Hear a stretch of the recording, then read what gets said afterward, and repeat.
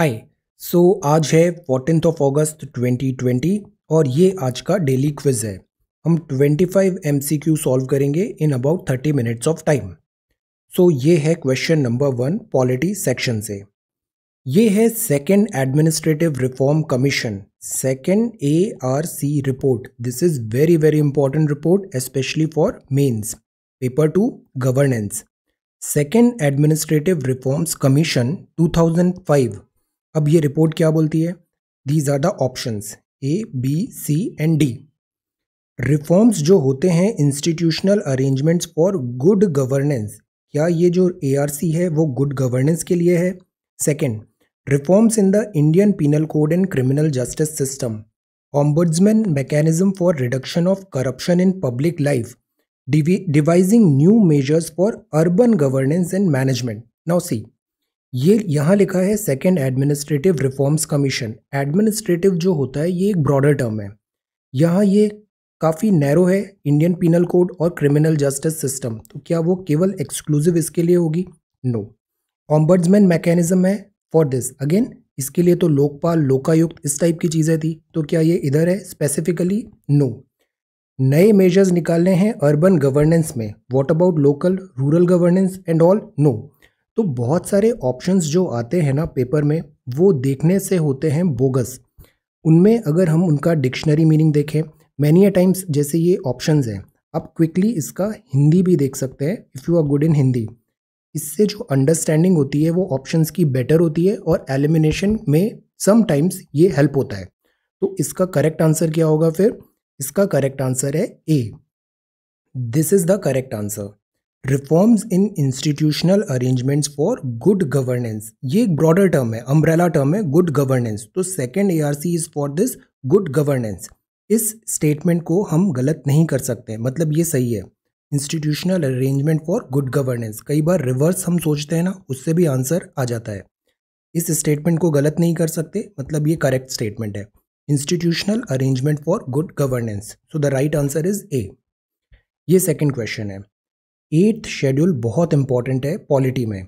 8th schedule to the constitution of India, जैसे अभी new this national education policy भी आई है, इसमें लैंग्वेज रिलेटेड काफ़ी सारी बातें हैं, वर्नाक्यूलर की बात है, लोकल लैंग्वेज की बात है। आज हमने न्यूज़पेपर में देखा, सुप्रीम कोर्ट ने भी ऑब्जर्वेशन दिया है कि जैसे ये जो EIA है, इसका आपने 22 ये जो लैंग्वेजेस है इसमें ट्रांसलेशन क्यों नहीं कराया? तो 8th शेड्यूल जो है कॉन्स्टिट्यूशन ऑफ इंडिया का, इनमें से किसको नॉट रिकॉग्नाइज्ड है? तो जहां भी नॉट है उसको तुरंत एनसर्कल करना है ताकि सिली मिस्टेक्स नहीं हो। मेक इट अ हैबिट, ये हैबिट में ले आते हैं कि जहां नॉट है उसको एनसर्कल करना है।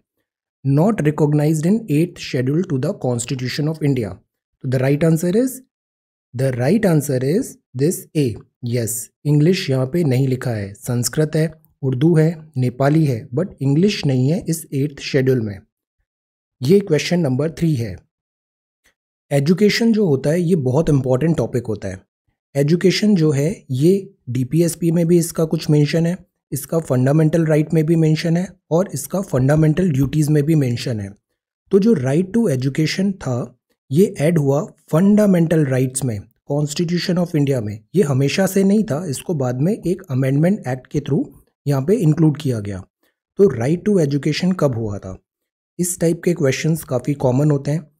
सारे अमेंडमेंट्स हमें नहीं याद रखने हैं, बट कुछ बहुत इंपॉर्टेंट अमेंडमेंट है, जैसे 42nd अमेंडमेंट हुआ, या फिर ये डिफेक्शन लॉ किस अमेंडमेंट के थ्रू आया था, या फिर ये राइट टू एजुकेशन। तो देयर आर सम 5 to 10 ऐसे अमेंडमेंट्स हैं year wise, they are very very important questions, but common है वहाँ पे। तो ये है right to education. Right to education कब आया था? Answer this question. सो जो करेक्ट आंसर है that is this A, constitution 86th amendment act 2002 this right to education fundamental right constitution of India में इनेबल किया गया था। तो the right answer is this A, 86th amendment. ये fourth question है। Which of the following bench, supreme court की bench होती है, constitutional bench of the supreme court of India, rarest of rare principle में award of death penalty was first laid down. Constitution में जो supreme court होता है ये कहा जाता है custodian of the constitution. Constitution में कई बार जो प्रोविजंस होते हैं उसका इंटरप्रिटेशन होता है, रिवीजन होता है, री रिवीजन भी होता है, कॉन्स्टिट्यूशनल बेंचेस भी होती है। तो इनमें से कौन सा ऐसा केस था जहां रेयरेस्ट ऑफ रेयर प्रिंसिपल में डेथ पेनल्टी का जो प्रिंसिपल है वो वहां पे लेट डाउन था? इंडिया में रूल ऑफ लॉ है, राइट टू लाइफ सबको दिया है, राइट टू लाइफ दिया है, बट रूल ऑफ लॉ के अकॉर्डिंग ये राइट टू लाइफ लिया भी जा सकता है, मतलब दिस डेथ पेनल्टी का प्रोविजन है। और वो कब है? Rarest of rare this principle में जो लॉज हैं, रूल्स हैं, लेट डाउन बाय लॉ है, उसके अकॉर्डिंग ये पेनल्टी मिल सकती है। इसके जो प्रोविजंस हैं वो पहले दिए थे this Bachchan Singh versus state of Punjab 1980 में। सो the right answer is this A. Fifth one, which of the following articles or schedules in the Constitution of India deals with the Autonomous District Council? Autonomous District Council, ये जो autonomous है ना, autonomous मतलब उनको कुछ ज़्यादा provisions मिले हैं कि वो खुद अपने हिसाब से डिटरमाइन कर सकते हैं अपना गवर्नेंस एंड ऑल। ये किनको दिए जाएंगे? ये उनको दिए जाएंगे जहाँ पे कुछ ट्राइबल्स हैं, जिनके खुद के कल्चर्स हैं जो मेन स्ट्रीम से थोड़ा डिफरेंट है, तो उनके राइट्स, उनके कल्चर्स, उनके ट्रेडिशंस को प्रोटेक्ट करने के लिए उनको कुछ ऑटोनॉमी देनी चाहिए। अब ये ट्राइबल्स कहाँ पे आते हैं? हमको पता है फिफ्थ और सिक्स्थ शेड्यूल में होता है। तो सिक्स्थ शेड्यूल में आता है AMTM। AMTM, AMTM का मतलब क्या होता है? दिस असम, मेघालय, त्रिपुरा और मिजोरम। तो ये जो AMTM है, यहाँ पर ये कुछ ऑटोनॉमस डिस्ट्रिक्ट काउंसिल है। ये आई थिंक 10 इन नंबर है। इसको आप देख के बताओ इनके नाम क्या हैं इस ऑटोनॉमस डिस्ट्रिक्ट काउंसिल में। असम में है, मेघालय में है और त्रिपुरा और मिजोरम में है AMTM। तो ये है पॉलिटी के 5 क्वेश्चंस। कितना स्कोर हुआ बताइए दिस पॉलिटी। नाउ ये अब बात करते हैं हिस्ट्री का। हिस्ट्री का जो पहला सवाल है वो है इक्ता। जब मेडिवल पीरियड आया तो आपको किसी से सर्विस लेनी है, सर्विस लेनी है आपको अपने सैनिकों से ले सकते हैं, अपने गवर्नर से ले सकते हैं, तो इनको कुछ पेमेंट करना पड़ता है, उनको कुछ रेवेन्यू शेयर करना पड़ता है। तो ये अलग अलग गवर्नेंस के मॉडल्स आए, जैसे एक इक्ता सिस्टम है, फिर एक मनसबदारी सिस्टम है। These are all different forms of governance. इक्ता सिस्टम जो मेडिवल इंडिया में था, इसका क्या मतलब है? अब अगेन इसको एलिमिनेट करते हैं। देखिए हमें कुछ भी नहीं पता है, but we try to eliminate. Land assign to religious personal for spiritual purpose, ये देखते ही लग रहा है ये बोगस आंसर है।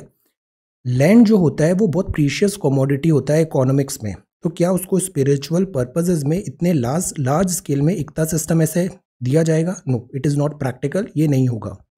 Land revenue from different territorial units assign to army officer. ना आर्मी ज़रूरी होती है गवर्नेंस के लिए, यूनिट्स बनाने के लिए, तो उनको हो सकता है गवर्नेंस के लिए दिया हो, possible. Charity for educational and cultural activity, no, इतना नहीं होगा ये यहाँ पे, this is also wrong. The rights of the zamindar, ये कॉन्सेप्ट वहाँ पे नहीं है, अभी ये इवॉल्व नहीं हुआ है, तो द राइट्स ऑफ द जमींदार इज ऑल्सो रॉन्ग। तो जो इक्ता है उसका बेस्ट पॉसिबल आंसर होगा ये बी, दिस इज बी। ये लैंड रेवेन्यू, बिकॉज अगर गवर्नेंस करनी होती है ना, तो गवर्नेंस करने के लिए मनी चाहिए होता है, रेवेन्यू जनरेशन होता है। जैसे सरकार हमसे टैक्स लेती है, डायरेक्ट इनडायरेक्ट टैक्सेस, ताकि सरकार अपने काम कर सके। तो अगर इन राजा लोगों को, किंग्स को मेडिवल इंडिया में रूल करना था, तो इनको मनी की ज़रूरत होगी, तो कहीं ना कहीं रेवेन्यू तो जनरेट होना चाहिए, और वो रेवेन्यू जनरेट होगा लैंड रेवेन्यू से। असाइन आर्मी ऑफिसर्स को देंगे, वो कंट्रोल भी होगा और लैंड रेवेन्यू भी होगा, तो this is the logical answer. Seventh, ये ऐसे क्वेश्चंस आते हैं, कुछ दिन पहले मैंने इन्फोग्राफिक्स में शेयर किया था, बुक्स के authors name and all, these are important. तो ये जो द लीलावती है Bhaskara 7 is a standard text है ये, मैथमेटिक्स, सर्जरी, पोएटिक्स, लिंग्विस्टिक। तो इसका राइट आंसर है दिस मैथमेटिक्स। ये मैथमेटिक्स का टेक्स्ट है, लीलावती ऑफ दिस भास्कर। भास्कर वैसे भी मैथमेटिशियन थे, तो ये लीलावती ही हो सकता है, यहाँ से हम इसको सोच सकते हैं। भास्कर सर्जरी में तो थे नहीं, सुश्रत एंड ऑल थे, पोएटिक्स में भी भास्कर नहीं थे, ये नाम नहीं सुना हमने, लिंग्विस्टिक में भी नहीं थे, तो दिस इज मैथमेटिक्स। ये अब 8th क्वेश्चन है, answer this. Which one among the following statement about the coins. अभी हम एनसीईआरटी पढ़ रहे हैं, उसमें हमने गुप्ता पीरियड अभी देखेंगे। गुप्ता पीरियड जो था ये पिनेकल माना जाता है, जेनिथ माना जाता है this art culture coins in सब का। गुप्ता पीरियड में इन्होंने कॉइन्स निकाले थे। अब पहला ऑप्शन है observe and then reverse, both had only the king's portrait and date. जहां ओनली आता है it is not a rule, but वहाँ पे थोड़ा अलर्ट रहना है। किंग का पोर्ट्रेट है दोनों तरफ और डेट है, ओके। यहाँ दोनों है, had only an image of deity and a date, this is possible. Third है ऑब्जर्व जनरली हैड किंग्स पोर्ट्रेट है और रिवर्स में एक इमेज है डीटी और मोटिव का। ऑब्जर्व जनरली किंग का पोर्ट्रेट है और reverse always had a date, तो the right answer is this C. यहाँ पे जो किंग का पोर्ट्रेट होता था वो होता था और रिवर्स में होता था इमेज ऑफ डीटी और मोटिव, तो ये थोड़ा लॉजिकल है, although you should know this thing, but ऐसे कभी क्वेश्चंस आते हैं नहीं आंसर आता है, लीव इट, इसमें गलत होने के चांसेस भी बहुत ज़्यादा होते हैं, तो the right answer is C. Then what were the 12 states of the Sikh confederacy called. ये जो सिख था, कॉन्फेडरेसी मतलब क्या होता है, एक सेंटर होता है और छोटे छोटे बहुत सारे ऐसे यूनिट्स हैं, ये सब मिलके एक एम्पायर बना रहे हैं और वो कहलाया दिस सिख कॉन्फेडरेसी। तो इस सिख कॉन्फेडरेसी में ये जो 12 स्टेट्स होते थे जो मिलके एक पूरा यूनिट बनाते थे, उनको बोला जाता था मिस्ल, दीज आर कॉल्ड मिस्ल, so the right answer is this A. 10th, the followers of Gorakhnath, ये एंशंट में हम अक्सर ऐसे सवाल देखते हैं, तो जो फॉलोवर ऑफ गोरखनाथ हैं उनको क्या कहा जाता था, the right answer is this Nathpanthi, इनको कहा जाता था Nathpanthi, the followers of Gorakhnath were called Nathpanthi, तो the right answer is B. तो ये सवाल है हिस्ट्री के, स्कोर बताइए दिस 5 क्वेश्चंस में कितने करेक्ट हुए, 6, 7, 8, 9 और 10। नाउ अब बात करते हैं ज्योग्राफी की। ज्योग्राफी का जो पहला सवाल है वो ये है, which one of the following is the reason due to which wind मतलब हवा, high pressure to low pressure, southern hemisphere में, अर्थ डिवाइडेड है सदर्न हेमिस्फेयर में, is deflected towards its left में हो रही है, राइट में नॉर्दर्न हेमिस्फेयर, लेफ्ट में सदर्न हेमिस्फेयर, ये क्यों होती है, अर्थ का डिफ्लेक्शन क्यों हो रहा है। एनसीईआरटी क्लास 11th हमने बुक दोनों कवर किया है, इंडियन भी और फंडामेंटल्स भी, अगर ये दोनों बुक आपने पढ़ लिया है ना, 9, 10th, 11th, 12th, आपका हर सवाल करेक्ट होगा, और अगर वो नहीं हो रहा है तो वो किसी से भी नहीं होगा। These are very very good books, southern hemisphere में कॉन्सेप्चुअल क्लैरिटी बहुत अच्छी है इन बुक्स में। Difference in the water masses of northern and southern hemisphere, water mass से क्या लेना देना हवा का, this is wrong. Temperature and pressure variation, inclined axis of the earth, earth ऐसे इंक्लाइंड है 23.5 डिग्री, या रोटेशन ऑफ द अर्थ, तो ये सही आंसर लग रहा है rotation of the earth, because अर्थ ऐसे रोटेट होगी, ये जो इक्वेटर है इसमें बल्ज ज़्यादा है, पोल में कम है, यहाँ अपन को अगर अर्थ में ऐसे रोटेट हो रही है तो जो विंड की स्पीड है सेम डिस्टेंस कवर करने के लिए यहाँ ज़्यादा स्पीड होगी, फिर ऐसे कम होगा, इस तरीके से होगा, तो इसके कारण क्या होता है, डिफ्लेक्शन आ जाता है, अर्थ जो विंड है ऐसे ब्लो हो रही है तो वो टूवर्ड्स राइट ऐसे मूव होने लग जाती है, that is called this rotation of the earth. So ये है question number 12। Consider the following tributaries of river Brahmaputra. Brahmaputra बहुत इंपॉर्टेंट रिवर है, जब भी ब्रह्मपुत्रा से सवाल आता है you should be able to solve it, बहुत बेसिक क्वेश्चंस आते हैं इससे, ट्रिब्यूटरीज, लेंथ, किस स्टेट्स में फ्लो हो रही है, जैसे एक बार बराक आया था, दिस एंटायर रिवर सिस्टम जो है नॉर्थ ईस्ट का, that is very important. Now ये रिवर्स हैं, ये ट्रिब्यूटरीज हैं, ट्रिब्यूटरीज क्या होती हैं, जो पानी लाके मेन रिवर में ऐसे डिपॉजिट कर रही हैं, तो ट्रिब्यूट दे रही हैं, तो that is why they are called tributaries. अब बताओ डिस्ट्रीब्यूटरीज क्या होती है, ट्रिब्यूटरी और डिस्ट्रीब्यूटरी, तो यहाँ लोहित है, तीस्ता है, सुबनसिरी है और संकोश है, इनको हमें अरेंज करना है वेस्ट टू ईस्ट, तो ये नॉर्थ है, ये साउथ है, ये वेस्ट है, ये ईस्ट है, तो हमें यहाँ से शुरू करना है और ईस्ट की तरफ बढ़ना है, और यहाँ अगर मैप देखें तो ये नामचा बरवा और ब्रह्मपुत्रा ऐसे फ्लो हो रही है, तो हमें इस डायरेक्शन में ऐसे आगे बढ़ना है। आंसर दिस क्वेश्चन, तो सी इसका आंसर है ए। जो पहला आएगा, अगर अपन ईस्ट से स्टार्ट, वेस्ट से स्टार्ट कर रहे हैं, मतलब इधर मेनलैंड दिस वेस्ट से स्टार्ट कर रहे हैं और हम बढ़ रहे हैं टुवर्ड नॉर्थ ईस्ट में, इधर ब्रह्मपुत्रा में ऐसे आगे अपस्ट्रीम जा रहे हैं, तो पहले आएगी रिवर तीस्ता, फिर आएगी रिवर संकोश, पहले तीस्ता आएगी, फिर संकोश आएगी, फिर जो नेक्स्ट आएगी दैट इज सुबनसिरी, और सबसे फिर इधर आएगी लोहित, मतलब ब्रह्मपुत्रा अगर ऐसे फ्लो हो रही है तो सबसे पहले लोहित मिलती है, देन सबसे लास्ट में यहाँ पे मिलती है this Teesta. So west to east यहाँ पे अरेंज करना है, ऑलवेज रिमेंबर, कंफ्यूजन नहीं करना है कभी भी वेस्ट टू ईस्ट या ईस्ट टू वेस्ट में। So this is question number 12। ये सवाल है सी लेवल चेंज का।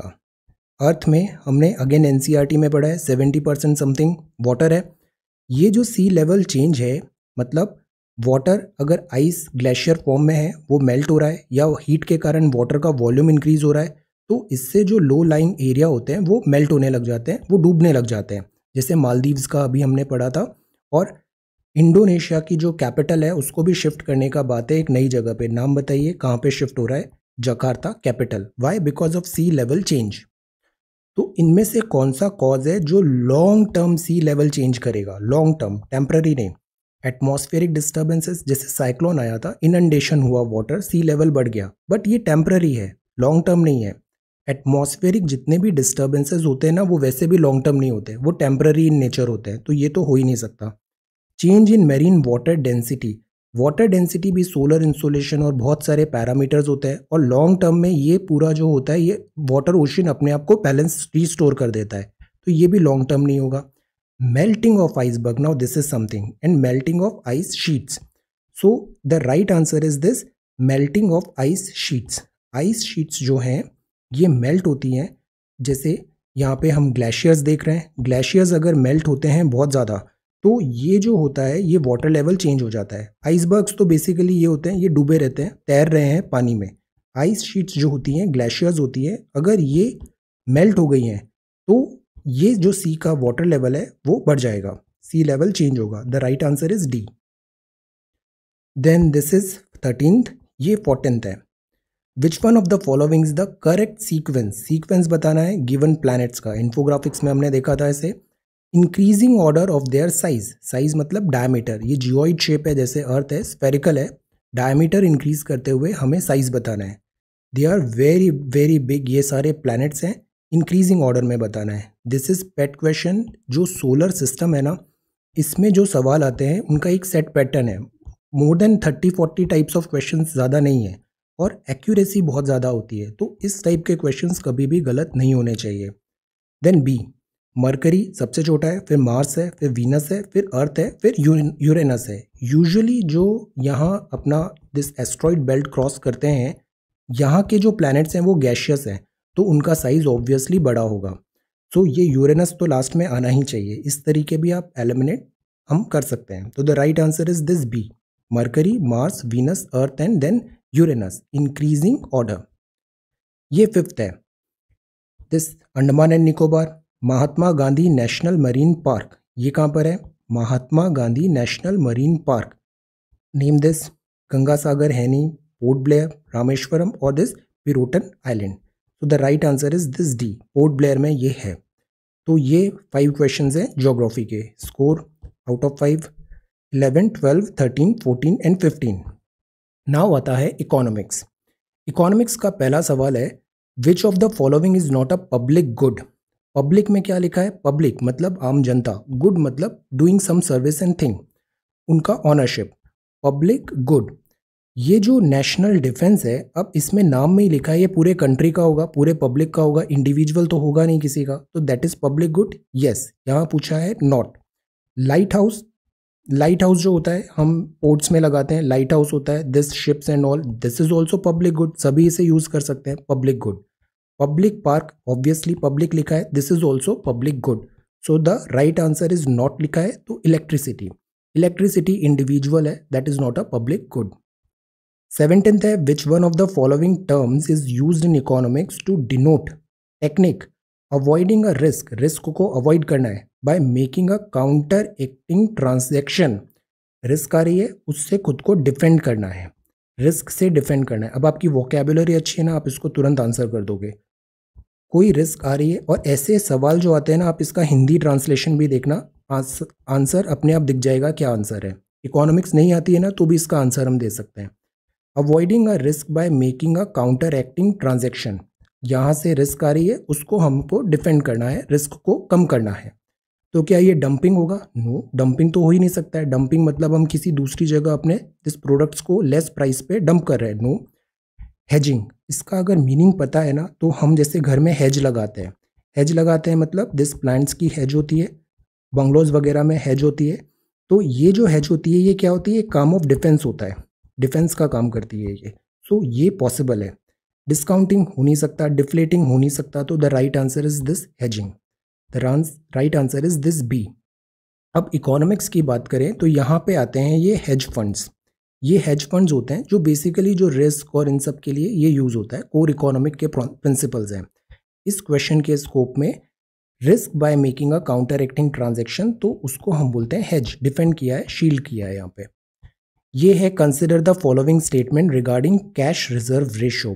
इकोनॉमिक्स में ना ज़्यादा से ज़्यादा 150 to 200 ये ऐसे वर्ड्स हैं CRR, इनका वोकेबुलरी एक बार देख लें, कभी इकोनॉमिक्स में सवाल गलत नहीं होता है।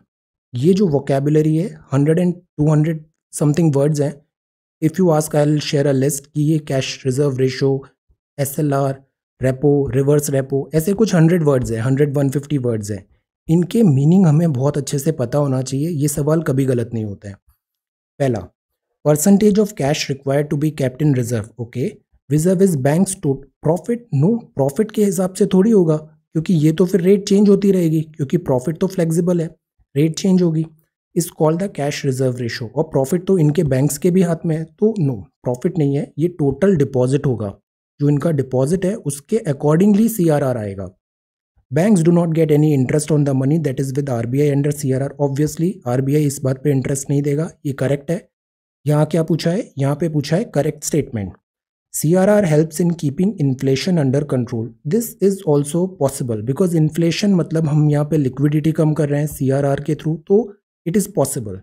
सो the right answer is this 1, 2, 3, no, 2 and 3, 1 is wrong, the right answer is this 2 and 3. Following statements regarding cash reserve ratio, the right answer is 2 and 3. 2 अगर only होता तो हमको कुछ सोचना पड़ता, बट यहाँ पे 2 and 3 होगा ही, 3, 2 and 3, 1 is obviously wrong, 1 wrong है। अब जहाँ हमें एक स्टेटमेंट गलत लग गया ना, उसको तुरंत यहाँ पे कट कर देते हैं। तो अगर हमें पहला स्टेटमेंट ही पता लग गया ये रॉन्ग है, तो ये ही केवल इसका आंसर हो सकता है। इवन हमें ये दोनों स्टेटमेंट्स के बारे में कुछ भी नहीं पता है, then also we can answer. So these are called this तिकड़म। पहला हमें पता है गलत है, ये रॉन्ग है, ये रॉन्ग है, ये रॉन्ग है, करेक्ट पूछा था तो ये हो ही नहीं सकता है, तो this only could be the possible answer. So ये अगर नहीं भी पता है ना तो भी आप मार्क कर सकते हो, B is the answer. Then which of the following are the factors considered behind the market determined exchange rate? Exchange rate है और उसको determine कर रहा है मार्केट, मतलब ओपन किया है अपन ने, कुछ गवर्नमेंट इंटरवेंशन नहीं है। नेट फॉरेन करेंसी इनफ्लो, बाहर से कितनी फॉरेन करेंसी आ रही है, ज़्यादा आ रही है, कम आ रही है, यस, अब ये डिटरमाइन करेगा एक्सचेंज रेट को, तो ये तो होगा ही होगा, तो ये करेक्ट है, ये करेक्ट है, ये करेक्ट है, ये नहीं होगा। Growth rate of the economy, economy अगर अच्छा कर रही है तो आपकी करेंसी एक्सचेंज रेट बेटर होगा, पुअर कर रही है तो ये भी पुअर होगा, तो दिस इज ऑल्सो ट्रू, तो ये नहीं है, एंड ये तो पहले ही चला गया था। 1, 2 करेक्ट है। अब देखिए 4 यहाँ पर भी है, 4 यहाँ पर भी है, मतलब 4 तो करेक्ट है ही, फॉरेक्स रिजर्व करेक्ट है। Commodity dependence of the economy on global supply, this is also true, so the right answer is 1, 2, 3 and 4। अब ये बात है ह्यूमन डेवलपमेंट रिपोर्ट। अब देखिए बीच बीच में ऐसे सेटर्स आते हैं, ये लो हैंगिंग फ्रूट है, ये गलत नहीं करना है, अगर ये गलत किया ना तो सीधा 2.66 गलत हो जाएगा, 98 कट ऑफ आ रहा है, 96 हो गया, 95.33 हो गया, बस ये ही है जो सिलेक्शन को स्टॉप करता है, सेटर्स गलत नहीं होने चाहिए। That is why concentration is very very important, focus. Human development report जो है ये बड़ा आसान क्वेश्चन है, गलत नहीं होना चाहिए। The right answer is this UNDP, Human Development Report for each year at global level is published by UNDP. So this is question number 19, 18, 17, 17 दो हो गए, तो this is 20 actually, 16, 17, 18, 19, 20, 20 ही है, so this is 20, economics. Now ये है current affairs। 21, Sanskrit दिवस day, Sanskrit दिवस day 2020। अक्सर ऐसे स्ट्रेट फॉरवर्ड अगेन सेटर आ जाते हैं कि ये डे कब सेलिब्रेट हुआ, जैसे अभी हमने लायंस डे देखा था, टाइगर्स एंड ऑल, इस टाइप के डेज आते हैं। तो संस्कृत डे जो है ये कब होता है, द आंसर इज August 3। ये क्वेश्चन है दिस आधार के बारे में, आधार बहुत ज़्यादा न्यूज़ में है, UID एंड आधार, तो ये क्या 12 digit unique form of identification है for all residents of India. Following statements बताने हैं यहाँ पे, करेक्ट है ये पूछा है, तो 12 डिजिट यूनिक फॉर्म है, true, this is okay. Identity number along with the biometric information of the individual, yes, इसमें क्या क्या आता है बायोमेट्रिक्स में बताइए, फेशियल, आइरिस, क्या क्या आ रहा है, फिंगरप्रिंट, बायोमेट्रिक इंफॉर्मेशन। ये national identity and citizenship card है, ये तो बिल्कुल गलत है, थर्ड नहीं है, तो ये गलत हुआ, ये गलत हुआ, ये गलत हुआ। नाउ सी, मुझे केवल एक चीज़ पता था कि ये नेशनल आइडेंटिटी कार्ड नहीं है। आधार मतलब this is not ID card, citizenship card. तो यहाँ करेक्ट पूछा है तो थर्ड होगा ही नहीं होगा। ये मैंने एलिमिनेट किया, ये एलिमिनेट किया, ये एलिमिनेट किया। Even I have doubts in these two statements, I know the answer is this 1 and 2, so the answer is B, 1 and 2. Okay, that is why knowledge is one thing, peripheral knowledge is one thing, and presence of mind, this is one thing very important, this thing, presence of mind. Now, which of the following best describes the term herd immunity? COVID-19 related है ये herd immunity. See, herd immunity का मतलब होता है कि सभी को, heard मतलब क्या होता है, ग्रुप, सभी को इम्यूनिटी हो गई है, नया कोई कैरियर नहीं मिल रहा है वायरस को। Word meaning herd immunity, immunity हो गई है हर्ड को। Now when a large percentage of population has lost immunity to an infection, lost होगा क्या? नो, तो ये तो लॉस्ट नहीं होगा, this is wrong. Increasing the immune system in a community by providing drugs and medicine, no this is something else, ये herd immunity नहीं है। High percentage of people in a given community is immune to a diseases. Yes, percentage of people मतलब ये herd है और ये हो गए हैं immune. Word meaning, तो आंसर यही होगा, none of the above नहीं है, तो answer is C. Now, Dead Sea, geography में ऐसे लोकेशंस काफ़ी इंपॉर्टेंट होते हैं। इफ़ यू वांट, मैं एक सेपरेट इसका बनाता हूँ जिसमें मैं सारे गूगल दिस अर्थ के थ्रू सारे आपको बता दूंगा जो जो इंपॉर्टेंट है, सारी straits, locations, this seas and all, will do this. Okay, so dead sea जो है, अब इसमें भी मैपिंग आप देखोगे ना तो मेडिटेरेनियन के आसपास का जो एरिया है ये बहुत इंपॉर्टेंट है, इससे अक्सर सवाल आते हैं। डेड सी जो है अब ये कहाँ पे आता है, ये भी इजी क्वेश्चन है, गलत नहीं होने चाहिए। So this is this. Now which of the following product have received geographical indication? GI is again favourite topic है, जीआई रिलेटेड ऐसे न्यूज़ आती है, काफ़ी रिसेंटली इनमें अपडेट्स आते हैं, तो इसका हमने एक स्टेट वाइज लिस्ट प्रिपेयर किया था, नोट्स में आप टेलीग्राम में देखना, और उसमें आप नए एडिशन करते जाओ। तो इनमें से कौन से प्रोडक्ट्स हैं जिनको जीआई मिला है?